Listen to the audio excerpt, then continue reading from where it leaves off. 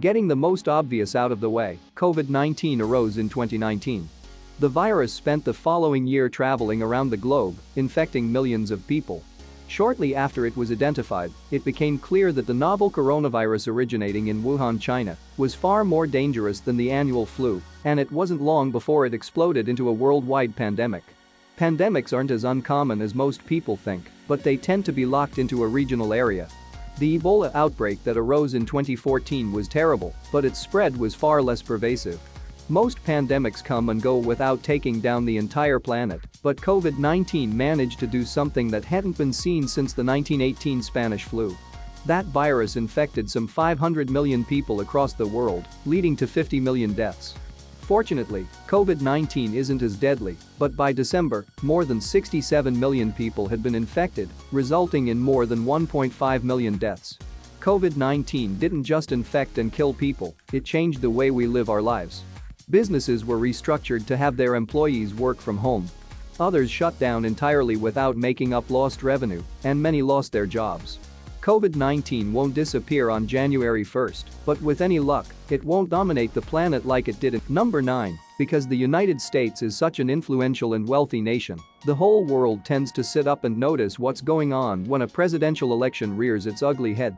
Elections in the states tend to be somewhat chaotic, and they begin long before anyone has an opportunity to cast a vote. The 2020 presidential election was problematic before it ever occurred. President Trump and his allies spoke out against mail-in ballots, which they said would be used to steal the election and make a mess of things. This went on for months, and when the election finally came, Trump lost and Joe Biden won. Unfortunately, that wasn't entirely clear to everyone, up to and including President Trump. He declared victory on the evening of the vote despite the fact that millions of ballots had yet to be counted. Over the course of the week, he launched lawsuits, challenging the results, and by December, little had changed. At this point, the nation and its people are exhausted by presidential politics. Most elections come and go, and the citizens of the United States are typically happy to see them come to an end. Still, the 2020 presidential election continues and will likely continue until Joe Biden is inaugurated on January 20, 2021. Number 8. Celebrities die every year, and like any death, it's always sad and often unexpected. Each year, we look back and see that someone who meant something to us has passed away. It's something that happens, and people learn to deal with the loss for the most part. That being said, 2020 hit the world with several unexpected deaths of celebrities that came out of nowhere. Granted, COVID-19 killed a lot of people, but the unexpected deaths that hit the hardest were the ones that had nothing to do with the virus, making 2020 another crappy year that took away the people we collectively celebrate. Kobe Bryant died alongside his 13-year-old daughter and 7 others when his helicopter crashed in Calabasas, California in January, and that was just a beginning. Chadwick Boseman died at 43 from colon cancer, which seemed to come out of nowhere. Other notable celebrities we lost this year include Alex Trebek, King Von, Eddie Van Halen, Ruth Bader Ginsburg, Little Richard, Sean Connery, John Lewis, Regis Philbin, Naya Rivera, Grant Imahara, Kelly Preston, Ian Holm, Nikita Pearl-Wiligwa, and many more. Number 7. In 1997, Hong Kong was transferred from British control to the People's Republic of China, which adopted a one-country, two-systems policy regarding its governance. For 99 years under British rule, Hong Kong enjoyed its own economic and administrative systems. China promised that this would continue once the country took over. China's influence over Hong Kong's governance began almost immediately. In the 23 years since the PRC took over, Chinese loyalists have taken up positions of power in Hong Kong's government. This helped bridge the gap between Chinese socialism and Hong Kong democracy such that in 2020, it started to look like the one country, two systems policy was out. In April 2019, Hong Kong proposed an extradition bill, which was pushed by PRC loyalists. The bill would make it easy for China to extradite people from Hong Kong it deemed suspicious. Thus began the 2019 to 2020 Hong Kong protest movement, which ultimately saw a further degradation of Hong Kong's limited sovereignty. In mid-2020, China further eroded Hong Kong's limited government by directly legislating actions, making it easier to completely take over. Protests erupted across Hong Kong, and many nations saw the One China, Two Systems policy erode into little more than One China, and a long-standing democracy crumbled. Number 6. Before 2020, most people in the West had likely never heard of Nagorno-Karabakh, and because of COVID, that remains mostly true. Regardless, Nagorno-Karabakh was brought into the news when fighting broke out in the latest conflict to plague the contested territory. Nagorno-Karabakh is internationally recognized as part of Azerbaijan, but it is primarily governed by the unrecognized Republic of Artsakh. Representatives of Armenia and Azerbaijan have been participating in peace talks regarding the region's disputed status since 1992, but every once in a while, the conflict heats up. On September 27, clashes once more broke out between Azerbaijan and Armenia's armed forces over the territory, resulting in the outbreak of war between the two nations. Armenia and Artsakh instituted martial law in the region, and the conflict escalated to involve Turkey, which provided military support to Azerbaijan. The outbreak of war in Nagorno-Karabakh threatened the entire region, and Turkey's involvement brought a NATO nation into the conflict. Fortunately, things quieted down after 6 weeks, thanks to a Moscow-brokered ceasefire. Unfortunately, the matter remains unsettled. Thanks to the capture and transfer of territory within Nagorno-Karabakh, fighting is likely to eventually resume. Number 5. The government in Thailand has been in turmoil since 2016, when King Bhumibol Adulyadej passed away after 70 years of rule. His successor, King Maha Vajiralongkorn, lives in Germany, and for the first time in generations, the people of Thailand are criticizing their monarch. A law in the country hands out a prison sentence of between 3 and 15 years for defaming the king, the queen, the heir apparent, or the regent, but that isn't stopping the people from taking to the streets. To make matters worse, the current Prime Minister, Prayuth Chan-ocha, rose to power via a bloodless coup, and after the election in 2019, the people began demanding he step down.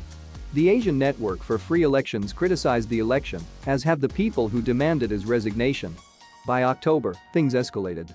The Queen's motorcade was allegedly harassed by protesters, which led the PM to declare a state of emergency, banning gatherings.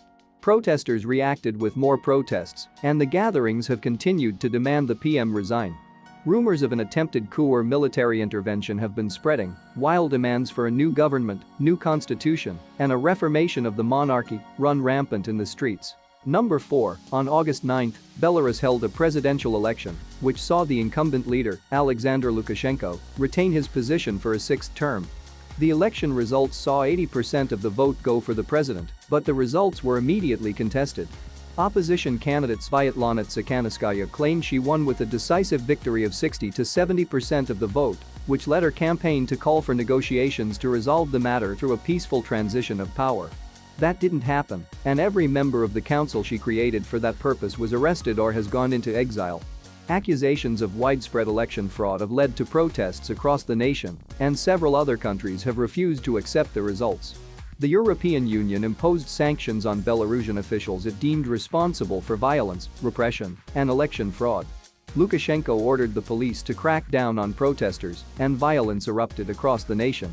As of December, the election's results remain contested, and protests continue as the United Nations called for an end to ongoing human rights violations in the country. In the last month, hundreds of people continued to be arrested each week during the demonstrations, with reportedly around 1,000 people on November 8 and 700 on November 15. Senior citizens have reportedly also been arrested during the pensioners' peaceful weekly marches. Number 3. Shortly after President Donald Trump took office, he pulled the United States out of the Iran nuclear deal. Subsequently, he hit Iran with sanctions to weaken the nation, and tensions began to degrade. By 2020, things were looking to reach a boiling point, and rumors of Trump's interest in attacking Iran began making the rounds. Hostilities between the two nations escalated when Trump authorized the killing of Iran's Islamic Revolutionary Guards Corps commander Qasem Soleimani. The killing of the commander of the Quds Force all but sent the two nations to war, and shortly after the killing, Iran fired missiles at American bases in Iraq, wounding several American soldiers.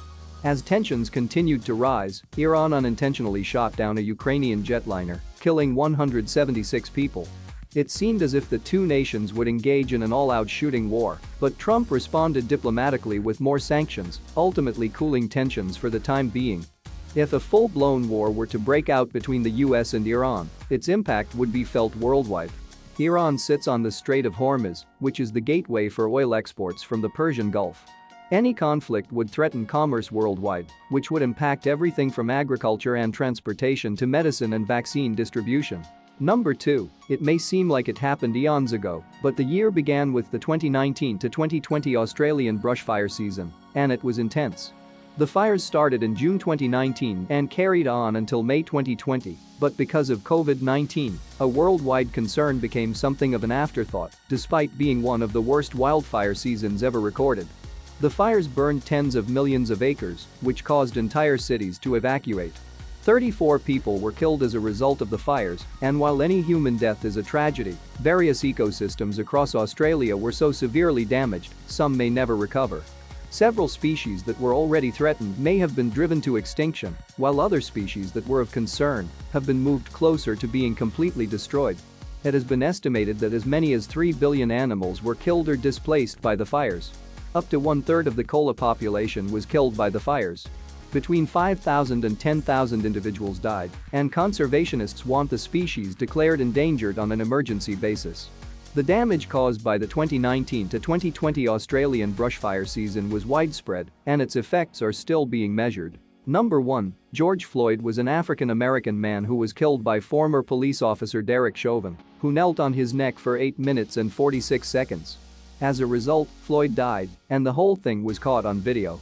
African Americans who were already angry about the widespread violence and police brutality many in their community have suffered under the boots of police oppression, took to the streets in protest. They weren't alone, as people from all walks of life came out to protest police violence, as they demanded that Black Lives Matter. Floyd's murder was the tipping point that pushed hundreds of thousands to take to the streets, and it didn't go well. Many police responses came down on protesters, with more violence brought by rubber bullets, tear gas, and beatings. The BLM movement may have begun in the United States years before Floyd's death, but it wasn't long before people across the world took to the streets to protest similar forms of oppressive violence. Statues were pulled down, people got hurt, and while the movement may have brought the problem to more people's attention, it has yet to result in widespread reform. Thanks for watching. Let us know in the comments how your 2020 went. Also, don't forget to hit the like button and subscribe for more videos.